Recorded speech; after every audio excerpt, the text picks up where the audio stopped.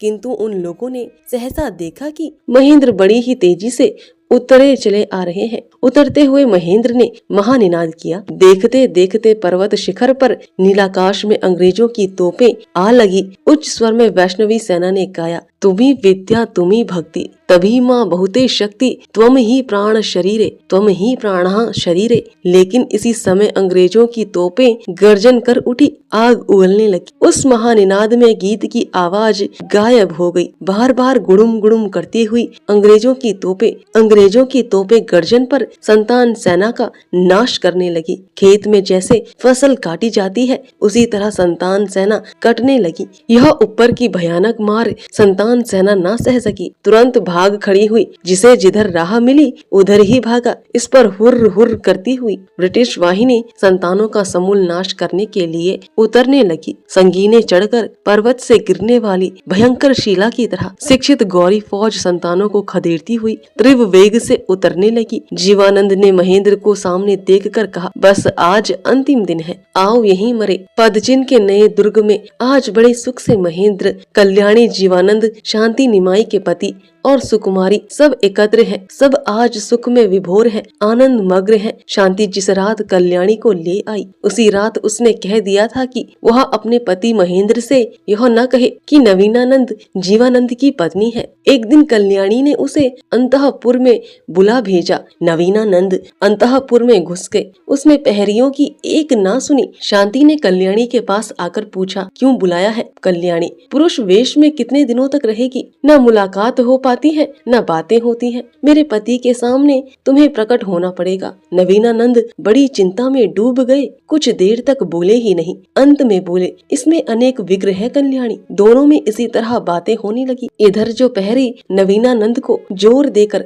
अंतःपुर में जाने से मना कर रहे थे, उन्होंने महेंद्र से जाकर कहा कि नवीनानंद जबरदस्ती मना करने पर भी अंदर चले गए हैं। कौतूहल वश महेंद्र भी अंतःपुर में गए। महेंद्र ने सीधे कल्याणी के कमरे में जाकर देखा कि नवीनानंद कमरे में खड़े हैं और कल्याणी उनके शरीर के बागंबर की गांठ खोल रही है। महेंद्र बड़े अचंभे में आए, बहुत ही नाराज हुए। नवीनानंद ने उन्हें देखकर कहा, क्यों गोस्वामी जी, संतान पर अविश्वास? महेंद्र ने पूछा, क्या भवानंद विश्वासी थे? नवीनानंद ने आंखें दिखाकर कहा, कल्याणी क्या भवानंद के शरीर पर हाथ रखकर बाघ की खाल खोलती थी? यह कहते हुए शांति ने कल्याणी का हाथ दबाकर पकड़ लिया, बागंबर खोलने ना दिया। महेंद्र, तो इससे क्या हुआ? नवीनानंद, मुझ पर अविश्वास करते हैं, लेकिन कल्याणी पर कैसे अविश्वास कर सकते हैं? अब महेंद्र अप्रतिभ हुए बोले, कहाँ मैं अविश्वास करता हूँ? नवीनानंद, नहीं तो मेरे पीछे अंतःपुर में क्यों आ उपस्थित हुए? महेंद्र,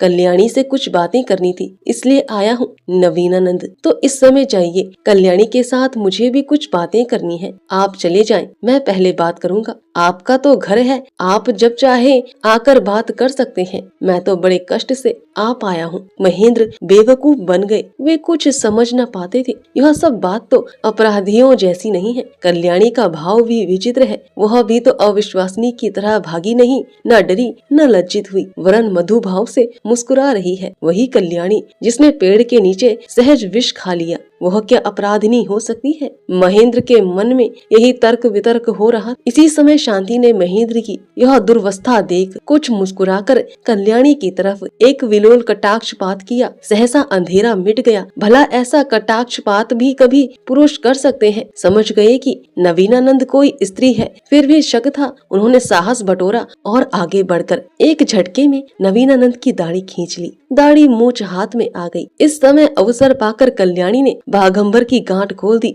पकड़ी जाकर शांति शर्मा कर सिर नीचा कर खड़ी रह गई। अब महेंद्र ने शांति से पूछा, तुम कौन हो? शांति, श्रीमान नवीनानंद गोस्वामी। महेंद्र, वह तो ठगी थी, तुम तो स्त्री हो। शांति, यह तो देखते ही हैं आप। महेंद्र, तब एक बात पूछूं, तुम स्त्री होकर जीवानंद के साथ हर समय क्यों रहती थी? शांति, यह बात आपको ना बताऊंगी। महेंद्र, तुम स्त्री हो, यह जीवानंद स्वामी जानते हैं? शांति, जानते हैं। यह सुनकर विशुद्धा आत्मा महेंद्र बहुत दुखी हुए। यह देखकर अब कल्याणी चुप न रह सकी। ये जीवानंद स्वामी की धर्म पत्नी शांति देवी है। एक क्षण के लिए महेंद्र का चेहरा प्रसन्न हो उठा। इसके बाद ही उनका चेहरा फिर गंभीर हो गया। कल्याणी समझ गई ये पूर्ण ब्रह्मचारिणी है। महेंद्र ने कहा, मरने से यदि रण विजय हो तो कोई हर्ज नहीं, किंतु व्यर्थ प्राण गंवाने से क्या मतलब? व्यर्थ मृत्यु वीर धर्म नहीं है जीवानंद। मैं व्यर्थ ही मरूंगा, लेकिन युद्ध करके मरूंगा। यह कर जीवानंद ने पीछे पलटकर कहा, भाइयों,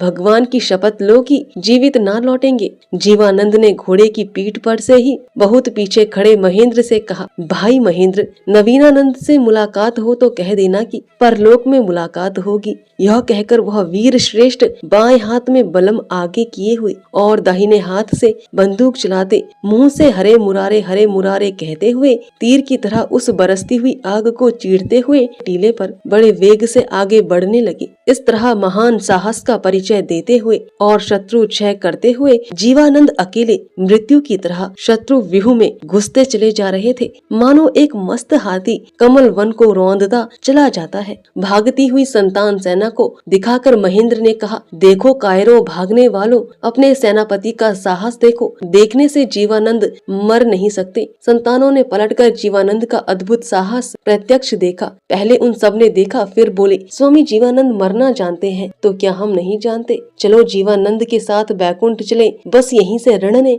पलटा खाया। संतान सेना पलट पड़ी। पीछे भागने वालों ने देखा कि पलट रहे हैं तो उन्होंने समझा कि संतानों की विजय हुई है, अतः वे भी तुरंत चल पड़े। महेंद्र ने देखा कि जीवानंद शत्रुओं की सेना में घुस गए हैं, अब दिखाई नहीं पड़ते।